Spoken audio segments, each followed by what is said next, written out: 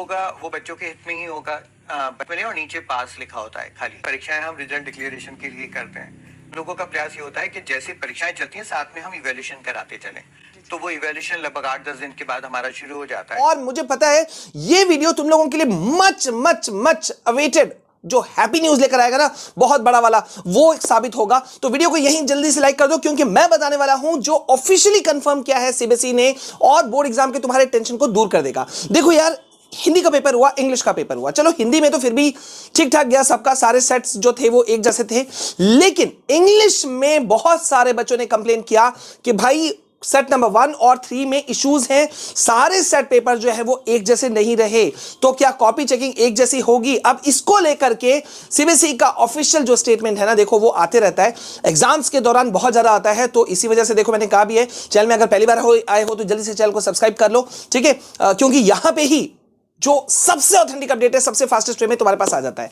तो देखो सीबीएसई ने इस चीज को कंफर्म कर दिया है कि भैया ऐसा कुछ नहीं होने वाला, तुम लोगों को चिंता विंता करने की जरूरत नहीं है। और एक और बहुत बड़े मैं 2 कमेंट्स लेने वाला हूं जो मैं भी तुमको दिखाऊंगा, ठीक है, जिसे तुम देख सकते हो यहां पर, ये है और एक ये है, ठीक है। तो ये 2 कमेंट्स कौन से हैं इसको भी मैं बताऊंगा, लेकिन पहले मैं यहां पे कुछ बातों को ले लेता हूं। देखो यार, बहुत बड़ा एक सवाल जो तुम लोग मुझसे पूछ रहे हो कि सर हम लोग जो है ना समझ में नहीं आ रहा है कि पहले किस सेट को पेपर को सॉल्व करें, ठीक है। अब अलग अलग सब्जेक्ट्स हैं, जैसे तुम्हारे हिंदी हो गए, इंग्लिश हो गए, और अब कल तुम्हारे पास में साइंस का पेपर आने वाला है। तो साइंस के पेपर में पहले किस सेट को किस सेक्शन को हमें अटेम्प्ट करना चाहिए। देखो यार, ये मैंने हमेशा कहा है as an examiner as well, examiner के रूप में भी मैं तुमको बता रहा हूं, क्योंकि मैं कॉपी चेकिंग कर रहा हूं, तुमको पता है, तो मैं तुमको उस रूप में भी बता देता हूं।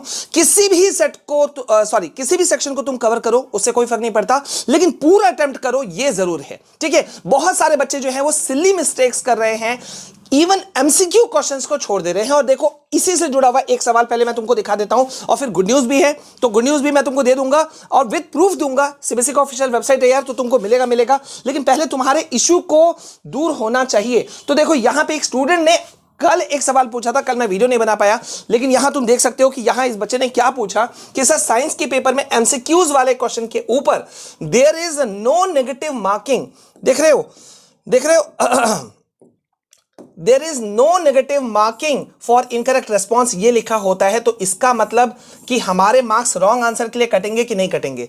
देखो रॉन्ग आंसर के लिए मार्क्स कटेंगे कि नहीं कटेंगे बेटा, वो तो तुम भी जान रहे हो। अगर आंसर गलत है तो बिल्कुल कटेंगे, ठीक है। लेकिन यहां इसका कहने का क्या मतलब हुआ, यहां इस बात पे जरा सा फिर से गौर करो। यहां सीबीएसई क्या कह रही है कि there is no negative marking for incorrect response, MCQ वाले के ऊपर में लिखा हुआ होता है सेक्शन ए पर। तो ये कहने का मतलब क्या हुआ, अब कल तुम्हारा साइंस का पेपर है, इसका कहने का मतलब ये हुआ कि भैया तुम अटेम्प्ट करो, आता है चाहे नहीं आता है। बहुत सारे बच्चे कर रहे हैं क्या कि एमसीक्यू क्वेश्चन तक को भी वो अटेम्प्ट नहीं कर रहे हैं, छोड़ दे रहे हैं कि भाई हम लास्ट में कर लेंगे, और फिर लास्ट में इतना प्रेशर बढ़ जाता है कि वो सब छूट जाता है। अरे यार, तुमको अटेम्प्ट तो करना चाहिए। अब तुम अटेम्प्ट ही नहीं करोगे तो फिर तुमको मार्क्स सीबीएसई कहां से देगी। लेकिन यह कहना गलत होगा कि सर अगर मेरा एमसीक्यू कोई पर्टिकुलर क्वेश्चन अगर वो गलत है तो इसके मार्क्स मिलेंगे कि नहीं मिलेंगे, तो बच्चा इसके नहीं मिलेंगे। लेकिन यह रूल तुम्हारे अदर क्वेश्चंस पे अप्लाई नहीं होता। लिसन वेरी केयरफुली, दूसरे पे अप्लाई नहीं होता। कैसे नहीं होता वो मैं समझाता हूं, लेकिन पहले एक और कमेंट जो है वो ले लेते हैं। एक बच्चे ने बहुत अच्छा सवाल पूछा है कि सर अगर कॉपी बहुत अच्छे से लिखो और 1-2 क्वेश्चन में सिली मिस्टेक हो जाए तो मार्क्स कट जाएंगे क्या।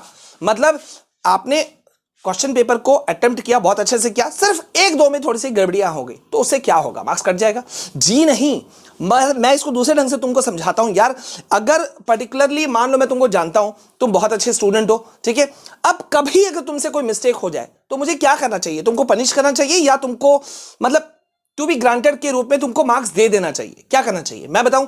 मैं एज एन एग्जामिनर, क्योंकि मैं कॉपी चेक कर रहा हूं, पिछले साल भी मेरे हाथ से एक भी बच्चा फेल नहीं हुआ था, इस बार भी नहीं हुआ है, ना मैं होने दूंगा, ठीक है।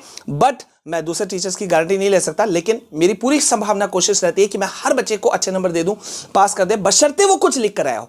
तो यहां पे क्योंकि तुम्हारा ट्रैक रिकॉर्ड, तुम खुद बोल रहे हो, ये बच्चा खुद बोल रहा है कि अच्छा से लिखा, सिर्फ 1-2 क्वेश्चन, तो कुछ नहीं होता यार। इतना प्रेशर लेके क्यों चल रहे हो, मत चलो, ठीक है। अब आ जाओ, मैंने दोनों क्वेश्चन का जवाब दे दिया, इसका मतलब ये कि मैं क्वेश्चन के जवाब देता हूं, तो भर भर के कमेंट करो और प्लीज वीडियो को जल्दी से लाइक करो, इस वीडियो को फैला देना, क्योंकि टेंशन तो दूर होगी तुम्हारी। अब यहां पर आ जाओ कि भैया मैंने क्या कहा, विद प्रूफ दिखाऊंगा अभी, लेकिन पहले सुन लो।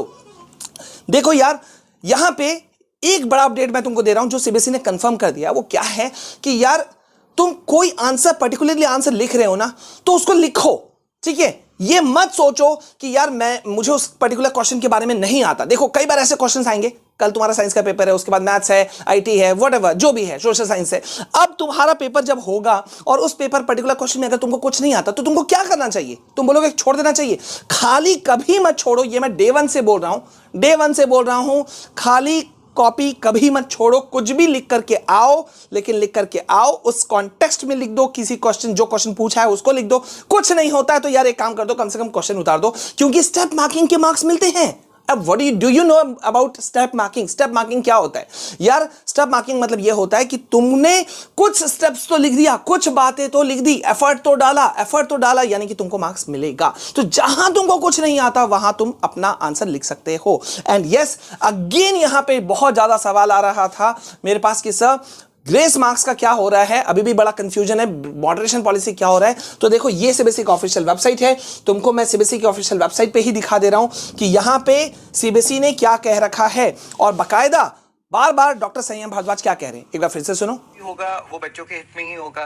मैंने और नीचे पास लिखा होता है खाली। परीक्षाएं हम रिजल्ट डिक्लेरेशन के लिए करते हैं। लोगों का प्रयास ये होता है कि जैसे परीक्षाएं चलती हैं साथ में हम इवैल्यूएशन कराते चलें।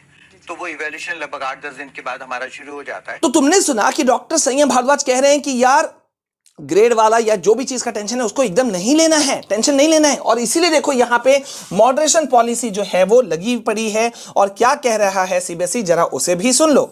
देखो सीबीएसई का कहना है कि भाई difficulty experience in solving question in a specific time due to misinterpretation और ambiguity of questions and errors. देखो यार अगर तुमको कोई भी अगर पर्टिकुलर क्वेश्चन में, देख रहे हो ये मॉडरेशन पॉलिसी क्या कह रहा है, किसी पर्टिकुलर क्वेश्चन में तुमको कंफ्यूजन होता है तो तुमको उस मतलब अगर क्वेश्चन ही गलत है तो तुमको उसके लिए चिंता करने की जरूरत नहीं है। बिल्कुल चिंता मत करो, आराम से आंसर लिखो और खुश हो जाओ, ठीक है। इसी तरह से देखो यहां पे डिफरेंट, ये देखो देख रहे हो यहां पे मैं इसको अलग से समझा दूंगा, ठीक है। बट ये देखो यस देखो set was performance of the candidates attribute to the difference in the difficulty level of different set of question papers in the multiple set schemes. तो यहां पे तुम्हारा जो प्रॉब्लम था ना कि सर इंग्लिश सेट 1 का और सेट 3 हार्ड था, सेट 2 और बाकी जो सेट थे वो इजी थे, तो चिंता नहीं करो उसको बैलेंस कर दिया जाएगा। कॉपी बड़ी तेज चेकिंग से चल रही है, हिंदी के बहुत सारे कॉपीज चेक हो चुके हैं, इंग्लिश पे भी चल रही है, तो बिल्कुल चिंता नहीं करना, क्योंकि चिंता करोगे तो कोई फायदा नहीं होने वाला यार। यहां मॉडरेशन पॉलिसी तुम्हारे सामने में रखा पड़ा हुआ है और अगर फिर भी तुम परेशान हो तो मेरे ख्याल से बहुत गलत परेशान नहीं होना। यही सीबीएसई का मकसद है कि तुमको मार्क्स मिल जाएंगे, ठीक है। अब इस बार और एक सवाल मेरे पास आ रहा है कि सर ग्रेड में मार्क्स आएगा कि परसेंटेज में आएगा, ठीक है, मतलब मार्क्स लिखे हुए आएंगे कि नहीं आएंगे। ये क्वेश्चन अगर तुम्हारे मन में भी है तो कमेंट में लिख दो, लेकिन टेंशन नहीं लो, मार्क्स परसेंगे, अच्छे से आएंगे। लेकिन कब आएंगे?